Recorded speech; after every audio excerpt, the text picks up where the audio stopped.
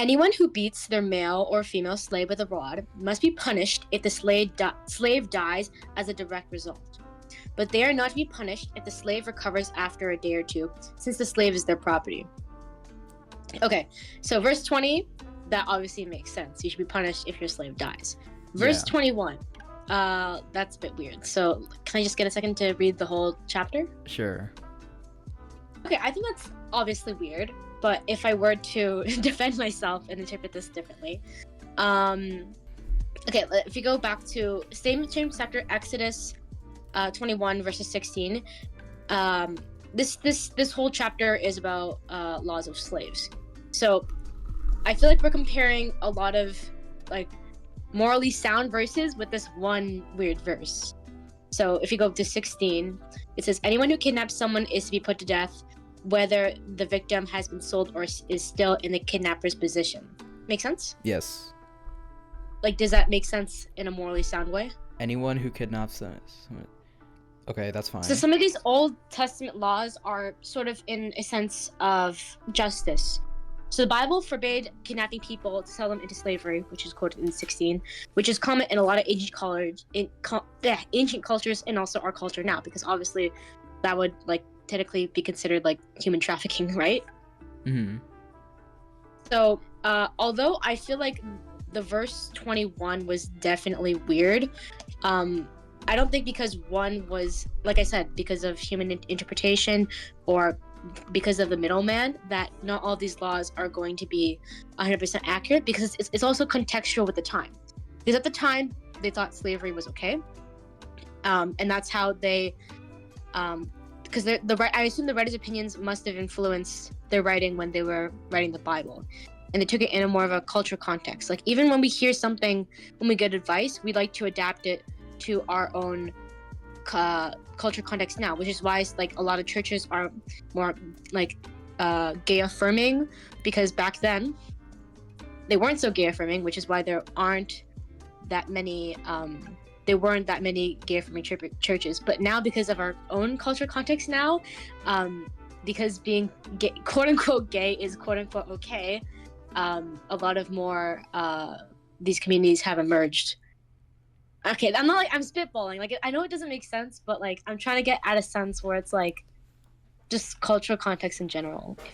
I'm not really well spoken. I was not following for a lot of that. Also, it's important to know that in this chapter, the chapter is called Hebrew servants. So Yeah.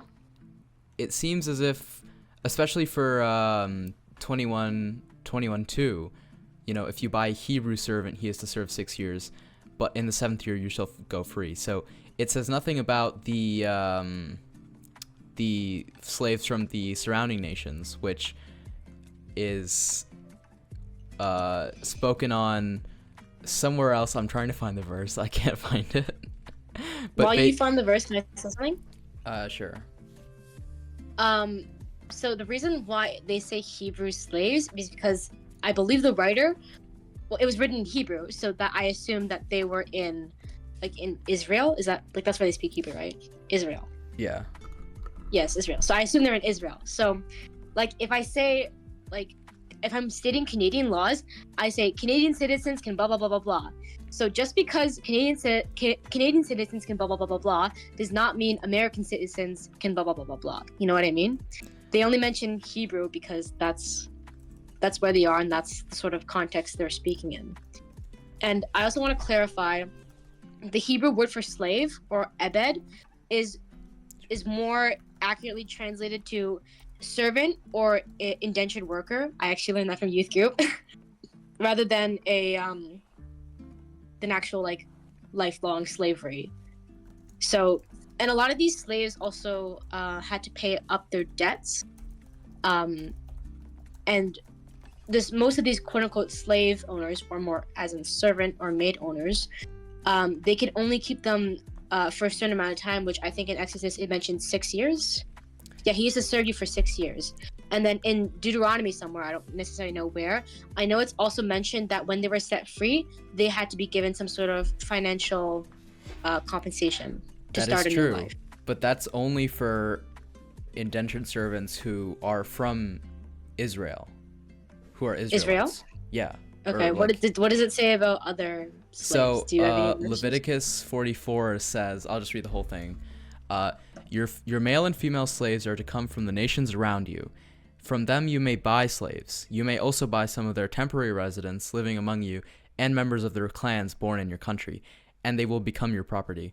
You can bequeath them to your children as inherited property, and you can make them slaves for life, but you must not rule over your fellow Israelites ruthlessly. So, what does that say? I remember we talked about this. We did talk about this. And So I'm assuming your point here is just in general, like another verse describing like supporting slavery. supporting not only slavery but racism as well. So, When it specifies, but you not must rule over your fellow Israelites ruthlessly. yes. Also, I remember something you said before about how slavery was like okay at the time, and you could say that it was okay at the time, but if God is objectively moral and has objective morals, how can slavery be like normal at one point and condemned at another point? If like he's okay, like the fact that slavery is even in the Bible at all, like laws about slavery, like that shouldn't even be there if God is, all loving and objectively moral, because objectively slavery is not correct, right? Okay, And can I? yeah, you can Yeah, I speak. agree. Okay, so again, with context, I think because I think our modern definition of slavery and their definition of slavery are very different. Like I said before, and like the Bible says itself in Exodus with its laws, that slaves were or ebed in Hebrew, they should be treated as more like servants, or like, and like I said, they were paid financially afterwards. Only They were more. Israelite slaves. I want to make that distinction. Also, it's weird how if they were supposedly treated like servants, why would they have to specify in Exodus 20, anyone who beats their male or female slave with a rod must be punished if they die, but if they don't die, it's fine. So why would they have to explain that if they beat them, it's okay as long as they don't die? I don't think that's what they're saying. I think because it tells us to not beat them in general, but because they actually do say if you beat them and they still survive, what does it say? You should be punished, but if they No, that's I'm not trying what to it find the says. verse. What is the word? Is it verse 20? Yeah. If anyone who beats a male or female slave with a rod must be punished if the slave dies as a direct assault, but they are not to be punished if the slave recovers a day or two, since the slave is their property. Is that not the definition of like American slavery in the 1800s? Slaves are their property, so they can do with them as they please, essentially, right? So I don't know if that's exactly correct, your definition of. Well, I think it says not to beat them in general, but it's just saying if you do end up beating them and and they don't die, you shouldn't be punished. And I'm not saying that's good, but I'm just saying just because it says that it does not necessarily Wait. equal. Where does it say you shouldn't beat them? The Bible, I don't think the Bible ever encourages beating your slaves. But where does it say you shouldn't, though? Okay, wait, hold on. Let me find this verse. I mean, it's fine if you say that, but even in this verse, it says that if they beat them, they shouldn't be punished, like implicitly, because if they beat them and they live, it's fine because they're property, right?